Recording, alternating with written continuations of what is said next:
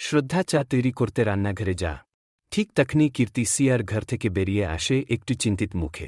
কীর্তির মনেই একটা অদ্ভুত সন্দেহ। সিয়া আমার কথা শুনে যেমনটা রিয়্যাক্ট করল, তাতে নিশ্চিতভাবেই ওর কিছু প্ল্যান আছে। সিয়ার ঘর সিয়া নিজের ডায়েরিতে লিখছে, আমি আর কিছুতেই এই বাড়িতে থাকব না। মা শুধু নিজের মতো করে সব ঠিক করতে চায়, কিন্তু আমার কথা একবারও ভাবে না। আমি কিছু করতেই হবে যাতে বাবা মা আবার দূরে সরে যা। আমি শুধু আমার বাবাকে চাই।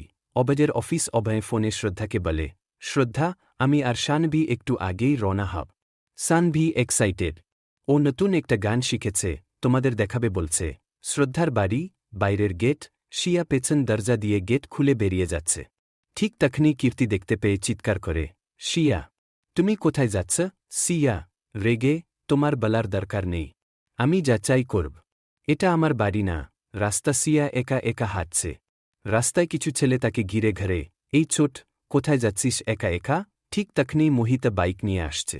সে দেখে তাড়াতাড়ি ছেলেগুলোর দিকে এগিয়ে যায়, ওর থেকে দূরে দাঁড়াও।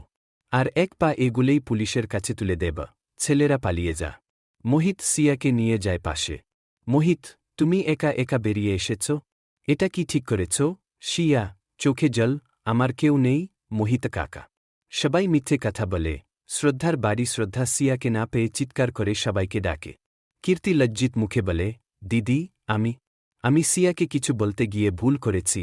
শ্রদ্ধা, তুই কিছু লুকাচ্ছিস কীর্তি, আমি জানি। তুই জানতিস ও কোথায় যাবে। অবদে এসে পৌঁছায়। অবদ শ্রদ্ধার কাছ থেকে সব শুনে বলে, আমি গাড়ি নিয়ে আশেপাশে খুঁজে দেখি। ঠিক তখন মোহিত ফোন করে বলে, অবদে, আমি সিয়াকে পেয়ে গেছি।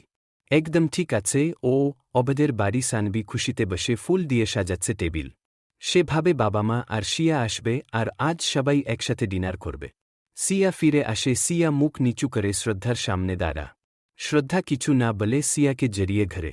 শ্রদ্ধা, তুই রাগ করেছিস ঠিক আছে, কিন্তু তোকে হারিয়ে ফেললে আমি বাঁচতে পারব না। শিয়া, অশ্রুসিক্ত চোখে, তুমি কি আমাকে সত্যিই ভালোবাসো মা? শ্রদ্ধা, তুই তো আমার হৃদয়ের টুকরো। সবাই একসাথে ডিনার টেবিলে। অভয়, শ্রদ্ধা, শানভি আর শিয়া একসাথে বসে আইসক্রিম খাচ্ছে। হাসিঠাট্টায় ভরে উঠেছে পরিবেশ। তখনই দূর থেকে কীর্তি ফোনে কারো সাথে কথা বলছে। হ্যাঁ, সব কিছু ঠিকঠাক হচ্ছে না। আমাকে প্ল্যান বদলাতে হবে। ওদের এক করতে দিতে পারব না আমি। প্রিয় দর্শক বন্ধুরা, আপনারা কি ভাবছেন? কীর্তির পরিকল্পনা কি সফল হবে? কমেন্টে জানান। পরের পর্বে দেখা হচ্ছে। ততদিন ভালো থাকুন, সুস্থ থাকুন।